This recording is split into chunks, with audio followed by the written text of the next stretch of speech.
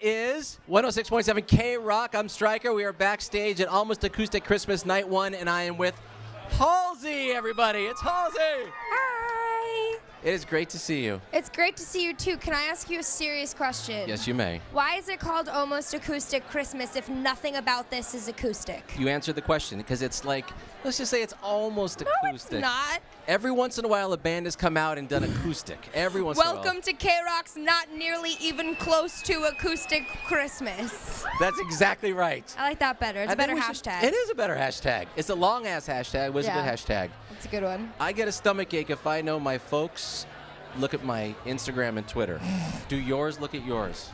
I think my mom does. My dad doesn't. He doesn't? No, he doesn't. Because that takes me to Mornings in Denver on Instagram. Oh, yes. Mornings in Denver, an art piece by me. Yes, that was a picture where you have very, very, very little amount of clothing on, and I'm wondering if you're, because I get, again, if my folks look, I'm Sure. like, don't look. So are you ever hesitant based on them? You know, my family just kind of like lets me do my thing. They know I'm an adult, and they know that a large part of my project is about, encouraging people to be comfortable with themselves, with their differences, with their sexuality, with the idea of them being, like sexual people, and, with loving their bodies, loving themselves. And so even if they do maybe sometimes might get a little uncomfortable, they think what I'm doing is for the greater good. So I think that all in all it makes them, happier. And I mean, my mom has even said that like I make her more confident. Like seeing me do some of the things that I do makes her feel more confident. So I think that we have a really good dynamic going where they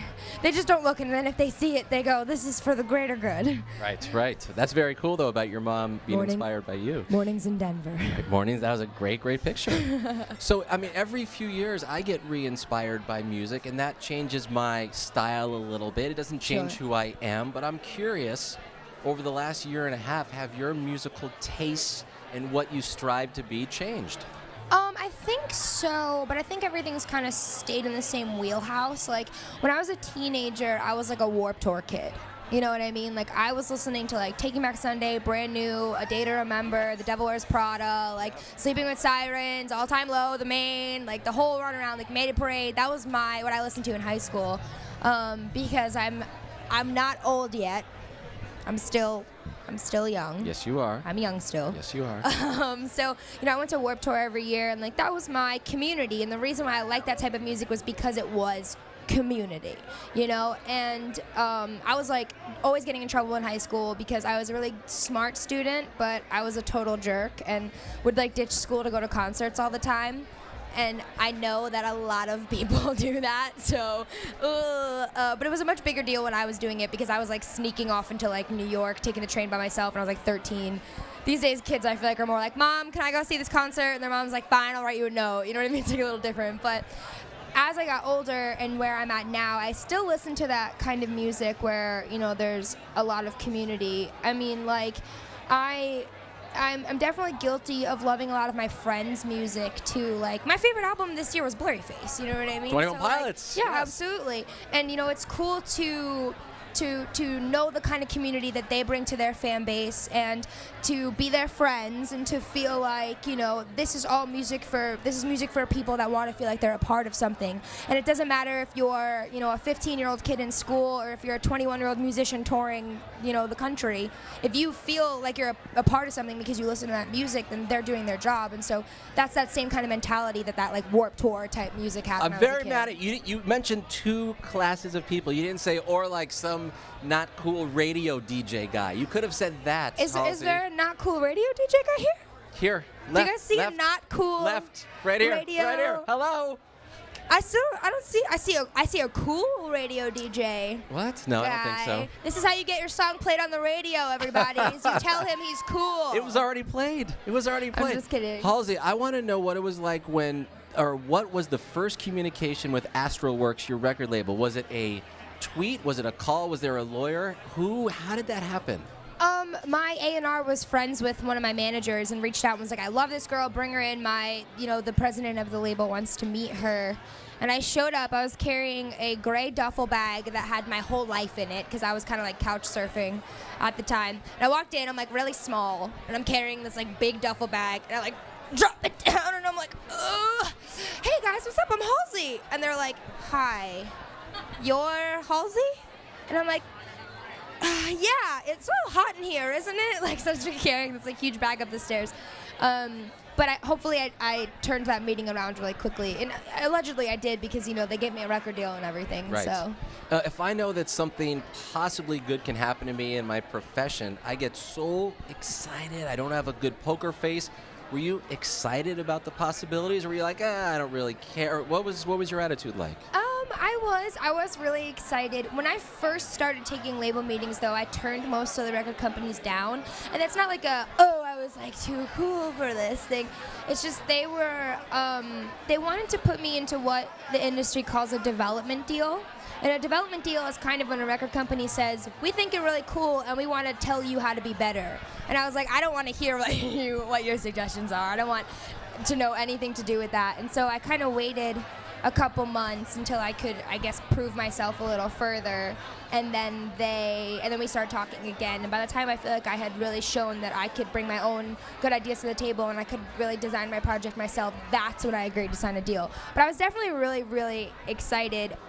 But I'm superstitious, so like I'm the queen of like, don't talk about it, you're gonna jinx it. Like when we put up our show at Madison Square Garden, like there was a couple people on my crew who were like, oh, we're gonna sell it out. And I was like, shut up! What's the matter with you?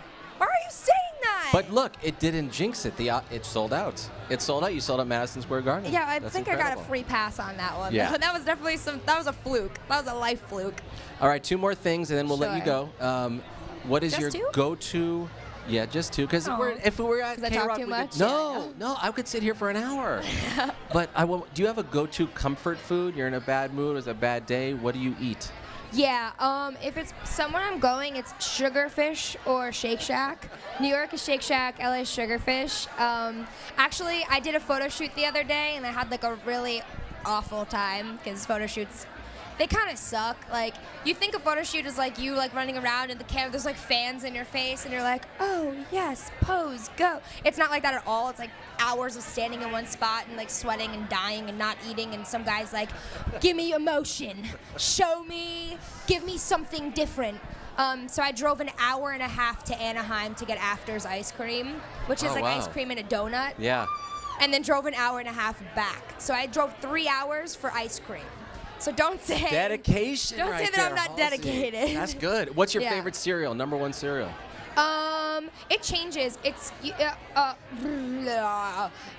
Fruity Pebbles, Lucky Charms, Cinnamon Toast Crunch. All those are good. All those are good. And then this is just yes or no. Is Josh Dunn just a bundle of warmth and joy and handsomeness? He is He's probably the best person I've ever met in my life. Like, genuinely the nicest person, and really just doesn't have a mean bone in his entire, almost nice to the point of a flaw. Almost too nice. And a really, really good dude. And I'm going to stop now because I'm going to embarrass myself. That's all right. That's okay. And I like that he says, what the heck all the time? What the heck? What the heck? He does do that. Okay, Halsey, guess what? Thank you so much. You and I, we met on Twitter a long time ago. Yes. We saw each other in Austin City Limits briefly, and now here we are. It's all coming to fruition. Congratulations on everything. It's all happening.